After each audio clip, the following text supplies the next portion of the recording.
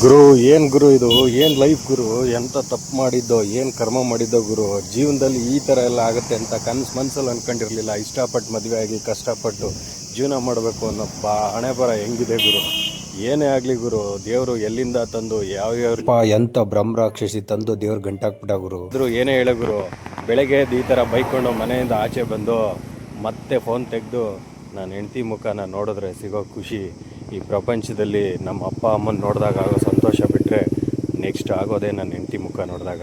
ಯಾಕಂದರೆ ನನ್ನ ಹೆಂಡತಿ ಮುಖದಲ್ಲಿ ಆ ನಗು ಇದೆಯಲ್ಲ, ಅದು ಅಪ್ಪಟ ಶುದ್ಧ ಅಪರಂಜಿ ಇದ್ದರಿಗೆ.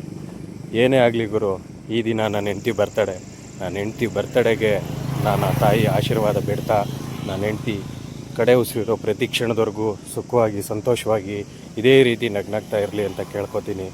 ನನ್ನ ಹೆಂಡತಿಗೆ ನಾನು ಏನೇ ಜಗಳ ಮಾಡಿದ್ರು, ನನ್ನ ಹೆಂಡತಿ ನನಗೇನೇ ಜಗಳ ಮಾಡಿದ್ರು, ಅವಳ ನಗು ಮುಂದೆ, ಅವಳ ಪ್ರೀತಿ ಮುಂದೆ ನಾನು ಚಿಕ್ಕ ಮಗುನೇ. ಅವಳ ಈ ಪ್ರೀತಿ ಸದಾ ನಮ್ಮ ಮೇಲೆ, ನನ್ನ ಕುಟುಂಬದ ಮೇಲೆ ಹೀಗೇ ಇರಲಿ ಅಂತ ಹೇಳ್ತಾ, ನನ್ನ ಹೆಂಡತಿಗೆ ಮತ್ತೊಮ್ಮೆ ಹುಟ್ಟುಹಬ್ಬದ ಶುಭಾಶಯಗಳನ್ನ ಹೇಳ್ತಾ, ನನ್ನ ತಾಯಿ ಶ್ರೀ ಕಿಕ್ಕೇರಮ್ಮನ ಆಶೀರ್ವಾದ ಬೇಡ್ತಾ, ಹೆಂಡತಿ ನನ್ನ ಕಡೆ ಆಸೆ ಹೊಂದಿದೆ, ಈಡೇರಿಸು, ಯಾವಾಗಲೂ ನಗ್ನಗ್ತಾ ಸಂತೋಷವಾಗಿರು, ಯಾರೇನೇ ಅನ್ನಲಿ ಯಾವುದೇನೇ ಆಗಲಿ ನೀನು ಖುಷಿಯಾಗಿದ್ದು ಯಾವಾಗಲೂ ಹ್ಯಾಪಿಯಾಗಿರು. ನನಗೋಸ್ಕರ ನನ್ನ ಕಡೆ ಉಸಿರು ಹೋದರೂ ಕೂಡ ನೀನು ನಗ್ನಗ್ತಾ ಸಂತೋಷವಾಗಿರಬೇಕು, ಅದೇ ನನ್ನ ಆಸೆ.